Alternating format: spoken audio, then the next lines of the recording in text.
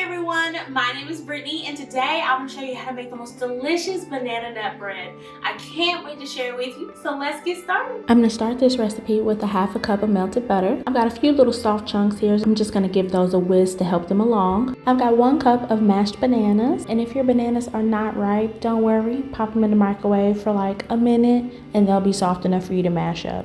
Next, I have a half a cup of sour cream. You want to add your sour cream early on and mix it really good. You don't want any lumps of sour cream in your banana bread. Now I have a 1/4 of a cup of oil, 2 eggs, a 1/4 of a cup of milk, 2 teaspoons of vanilla extract, and then I'm going to give that a good whisk.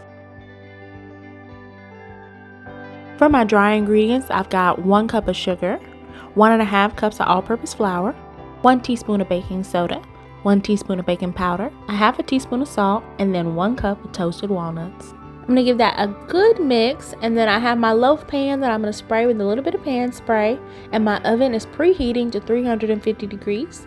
I'm going to bake this for 60 to 65 minutes or until a toothpick comes out clean, and look at how it turned out. I hope you enjoyed this recipe as much as I did. If you did, go ahead and give this video a thumbs up. It really helps to support my channel. And if you'd like to see more recipes like this, go ahead and subscribe. Thanks for watching.